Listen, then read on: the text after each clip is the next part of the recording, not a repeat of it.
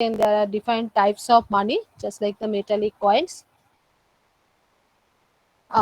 paper money, bank deposit, and this is the type of money. Then I have discussed about the functions of money.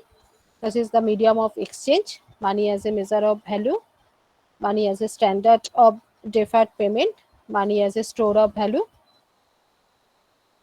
and their different contribution of the money in the economy.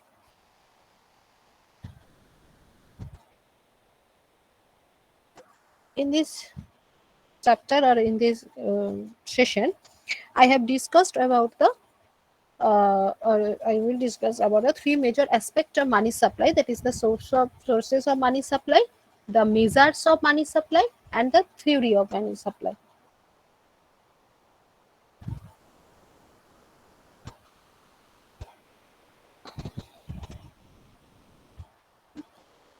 The central bank, or for India, the Reserve Bank of India, is the main source of money supply in the country.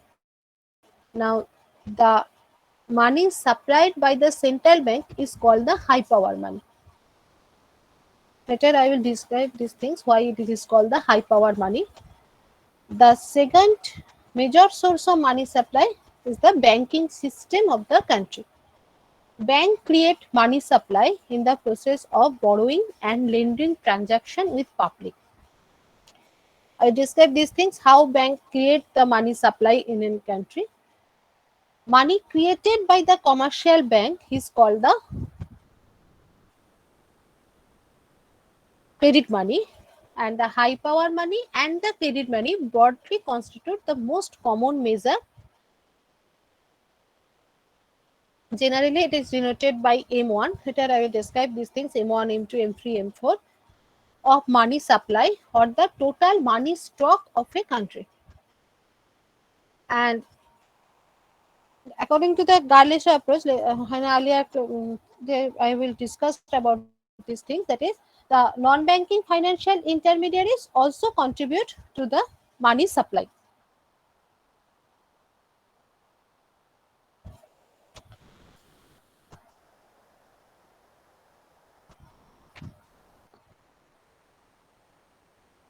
Now I will describe the central bank and the high power money supply. The central bank of all the countries are empowered to print and mint currency and circulation. The currency circulated by the central bank is called the high power money. It is called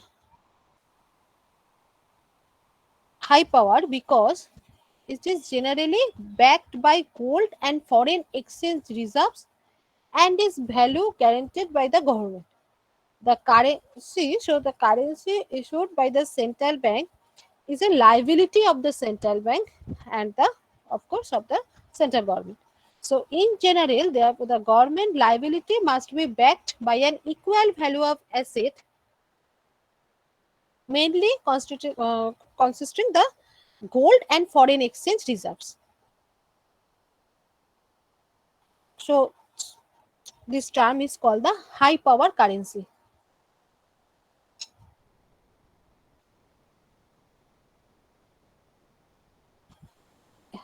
And the in general, most countries have adopted a minimum reserve system. Now, what is minimum reserve system? The minimum reserve system is that the central bank is required to keep a certain minimum reserves of gold and foreign exchange, and then it is empowered to issue the currency to any extent. Now, there are mainly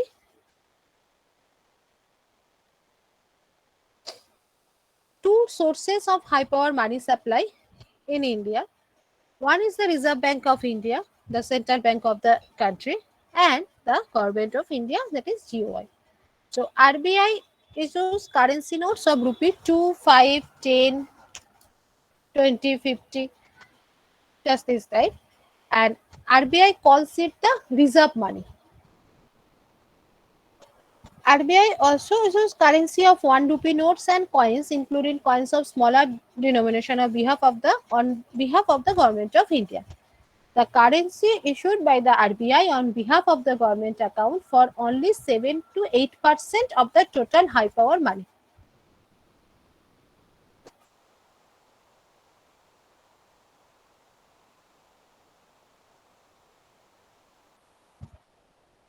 Next, how we measure this high power money supply. The RBI uses this equation to measure the high power money supply, that is H is equal to currency in circulation, cash reserves of the commercial banks and other deposit with the RBI. But this other deposit with RBI account an insignificant amount, just around 1% of the total money supply with the public.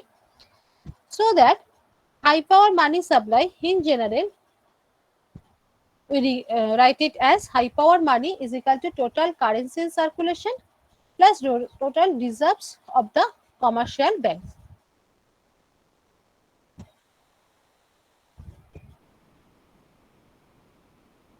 Commercial banks are the second most important source of money supply. And the money that the commercial bank supply is called, I have discussed this thing, that is called the credit money. Why call it the credit money? That the banks create is an outcome of their monetary transaction, mainly borrowing and lending of money.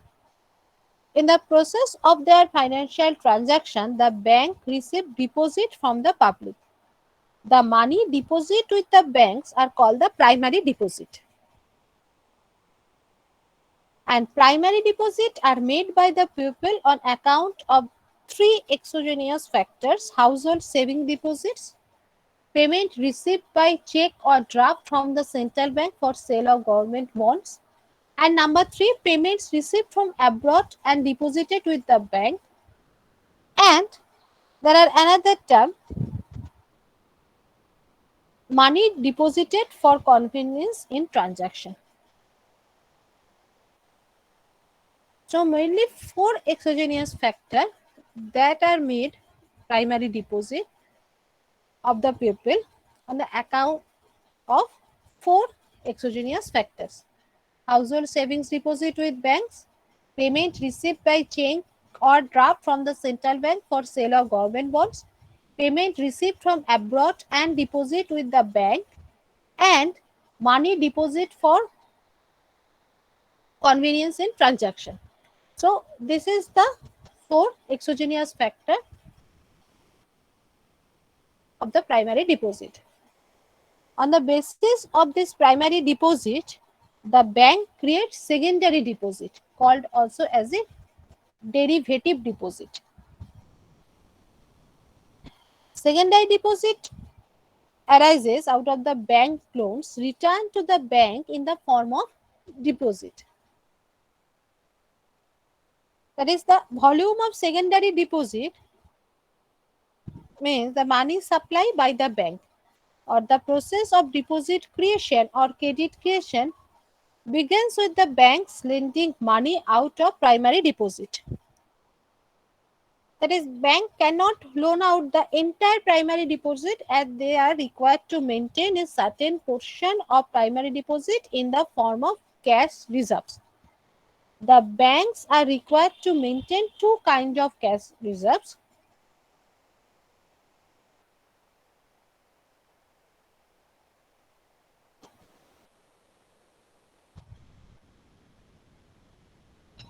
The statutory cash reserve ratio (SCR) required by the central bank as a mandatory cash reserves, and bank excess reserve, that is called the ER, in addition to SCR to meet the cash demand by the depositors.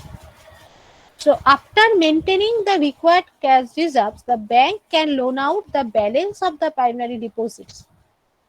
And banks lending start the process of credit creation and derivative deposits.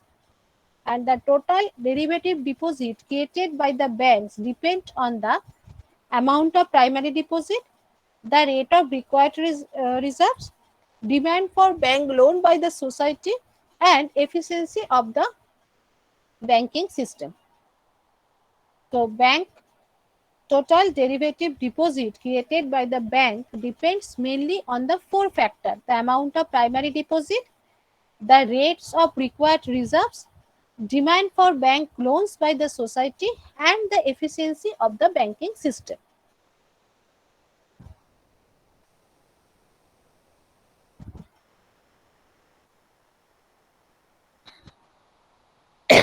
Sorry. Now, after maintaining the required cash reserves, the bank can loan out the balance of the primary deposit, or banks lending start the process of credit creation and derivative deposit.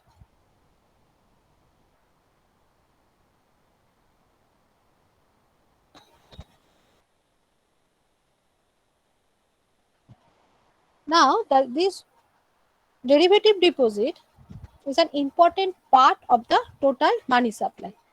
The derivative deposit or secondary deposit get automatically generated in the process of functioning of the commercial banks. The process of generation of creation of derivative deposit has been explained by two model. One is the single bank model and another is the multiple bank model.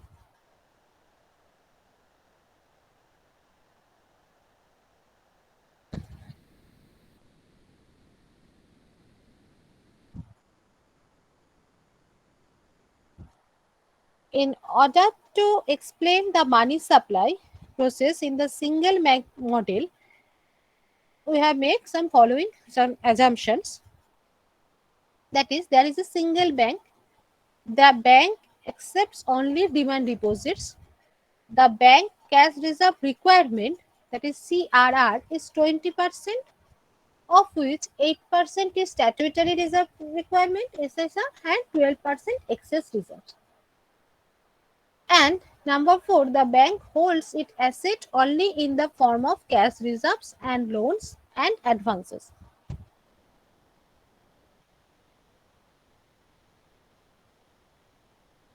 So there are the 4 assumptions on this deposit creation or money multiplier. First one, there is a single bank. Second one, the bank accepts only demand deposits. Third one, the bank cash reserve requirement is 20%, of which 8% is statutory reserve requirement and 12% is excess reserve requirement. And number 4, the bank holds its asset only in the form of cash reserves, loans and advances. Now, there is an example. Suppose there is a single bank, so we call it a monopoly bank. Closes its balance sheet on the last day of the accounting year with its assets and liabilities in balance, and on the first day of the next accounting year, an individual A deposit rupees 100,000 with the bank. Now, all deposit with the bank are its liability. Now, the balance sheet of the monopoly bank, excluding the other asset and liability, can be written as in the form: A's deposit, that is 100,000, and total, so this is the liabilities 100. Cash reserve ratio is 20%, so excess reserve 80. So total, this is the, so this is a liability and the asset amount is equal. Now, here you see that there are excess reserve of rupees 80,000 which it can lend, otherwise losses interest on it. Suppose an individual B approaches to bank to borrow money and the bank agreed to lend her rupees 80,000. Now there are two ways of lending. One, the bank hands over the 80,000 to B, and another way, the bank opens an account in B's name and credit the amount to her account. So there will be two ways of lending money. One is the bank hands over rupees direct money to B, or open an account to B's name and transfer the amount on her account. Now, suppose we find it convenient to keep the money safe in the bank and to make payment by check whenever she needs.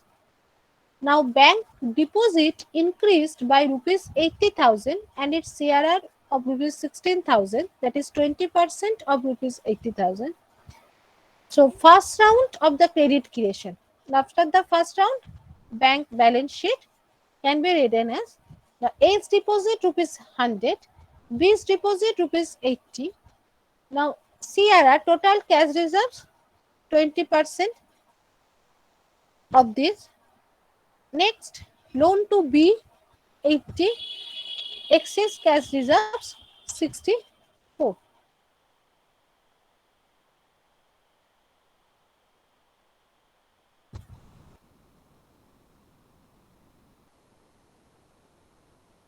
So now bank has excess reserves 64 and total liabilities 180 and total asset of the bank also 180. Now, so the process of this borrowing and lending is repeated again.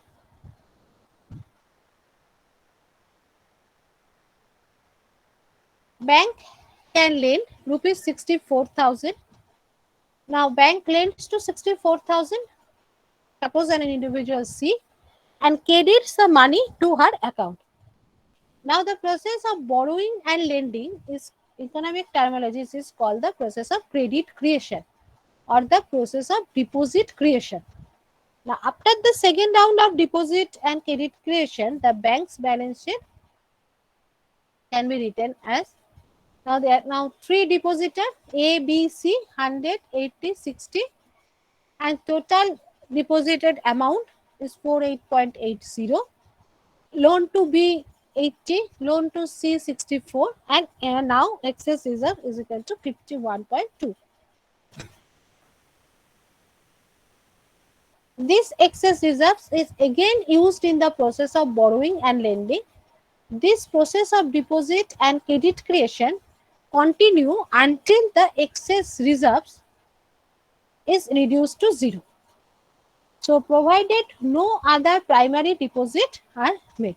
So the bank balance sheet at the end of the final round can be written as, suppose there are nth depositor where the excess reserve is 0.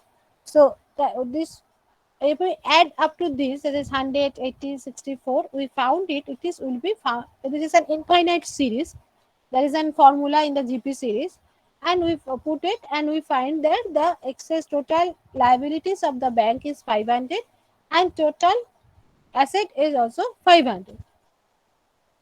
So first primary deposit of rupees 100,000 forms the basis of the creation of a total deposit of 500,000 rupees. So it implies that the bank has created additional deposit of rupees 400,000 on the basis of primary deposit of rupees 100,000. So it means also that the bank has multiplied the primary deposit of rupees 100,000 5 times.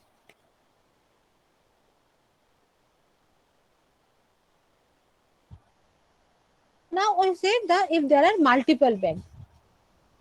Now if there are multiple banks, we have make the following assumption. There is a number of commercial bank in the banking system. The bank accepts only demand deposits. The bank cash reserve requirement is 20%, of which 80% is statutory reserve requirement and 12% is the excess reserves.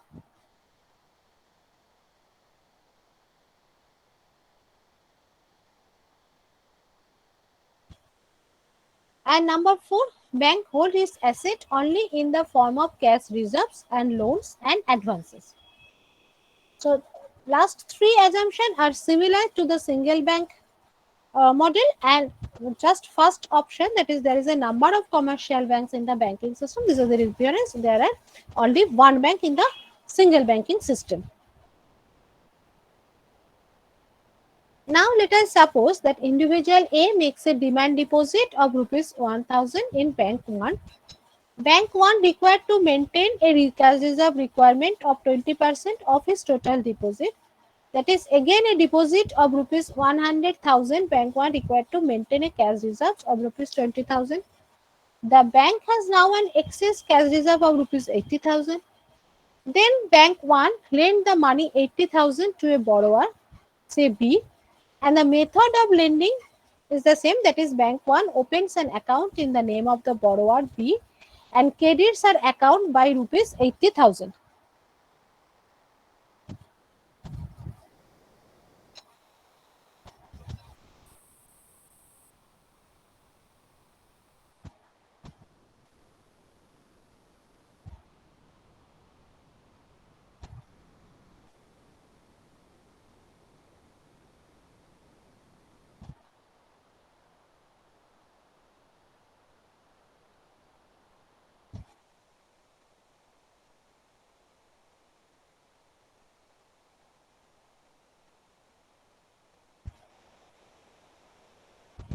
Now, at the end of the process of deposit and lending, the balance sheet of bank 1 now can be written as deposit, that's similar to the earlier case. Is deposit rupees 100, cash reserves is rupees 20, and excess reserves 80. So total asset is equal to liabilities.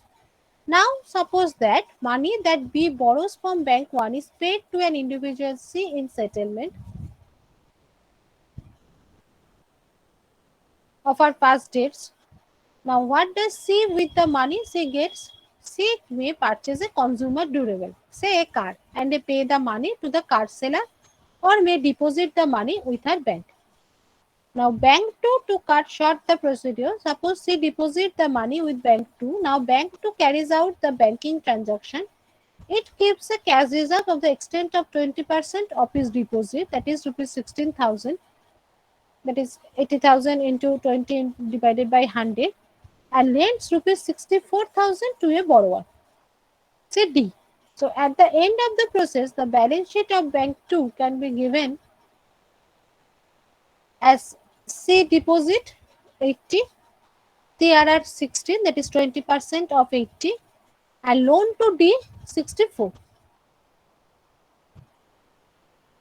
Now the amount advanced to D will return ultimately to the banking system, as in case of described in case of B, and the process of deposit and credit creation will continue until the excess reserve with the bank is reduced to zero.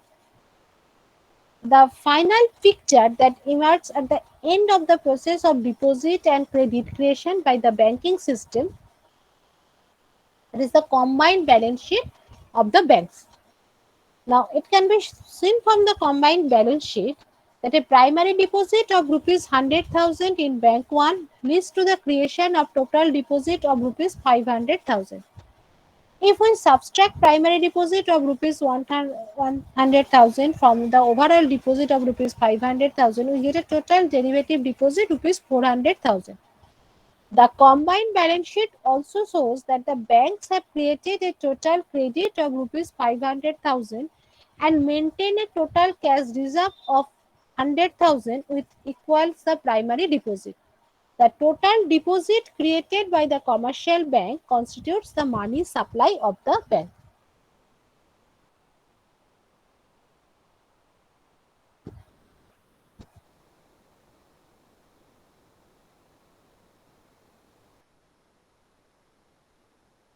Now, if we write it the combined balance sheet of the banks, there are n number of, suppose there are n number of banks when excess reserve is equal to 0, and bank create, here also you can see that from 100 rupees bank create the money supply of rupees 500 rupees. Now a primary deposit leads to the creation of derivative deposit, which add up to a multiple of the primary deposit. Now in the example, our example, we can see that the initial deposit of rupees 100,000 leads to a total deposit of rupees 500,000. The total deposit creation is 5 times the primary deposit. That is, deposit multiplier is 5. The deposit multiplier, if we denote it as DM, can be obtained by using the data, that is total additional deposit 500,000 divided by total primary deposit or additional cash reserves, that is 100, the divisor it is 5.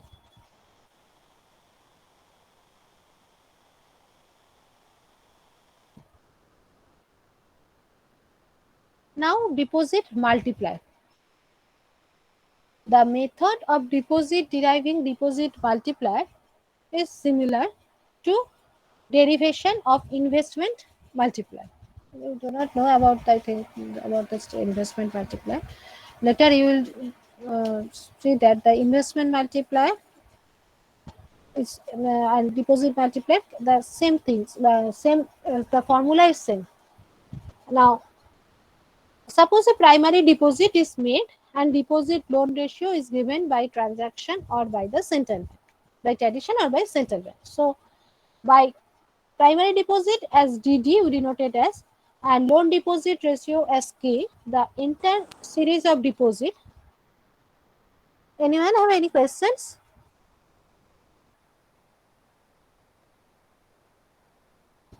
In each of the each alternative year there will be questions from this chapter, either credit creation process of the central of the commercial bank, or how money supply is created by the commercial bank, or demand deposit of the commercial bank. This type of question arrive in each alternative year. So try to understand these things. If you do not understand anywhere anything, then ask me. Suppose a primary deposit is made and deposit loan ratio is given by tradition or by the central bank, and by that is DD can be denoted as primary deposit, capital DD, and loan deposit as K, loan deposit ratio. And the entire series of deposit, including the primary and derivative deposit, can retain as, first one is del D, that is this excess reserves, plus del D into K, that is the loan deposit ratio, 20% in our example, plus del D into K square, that is del D K cubed, that is going in this way. And if we write it as del D 1 plus K square, it is an infinite series.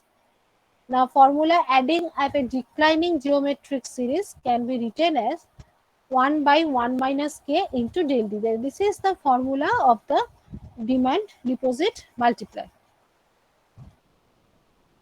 Where K in the earlier place, our case is 1 minus 20 by 100, that is 1 by 5, that is 4 by 5, that is 5 by 4 into del D. So this is the case.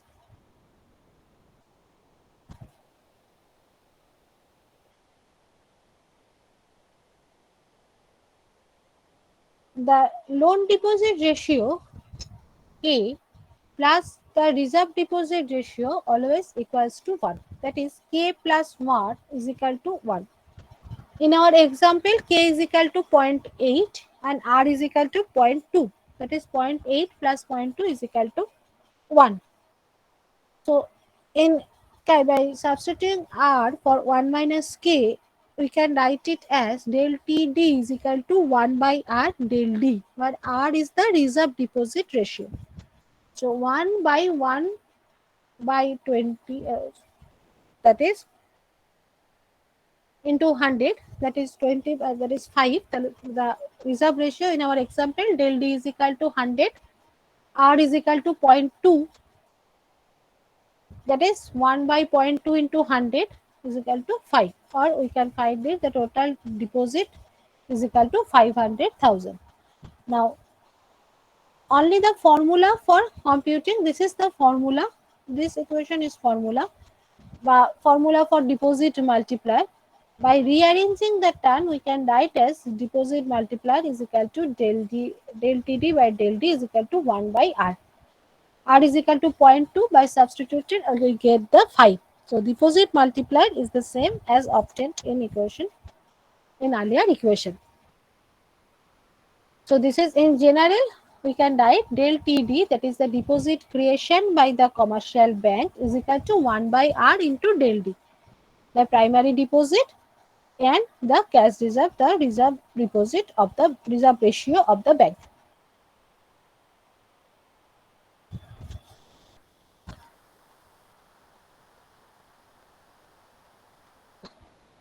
So if anyone do not understand anything in this process,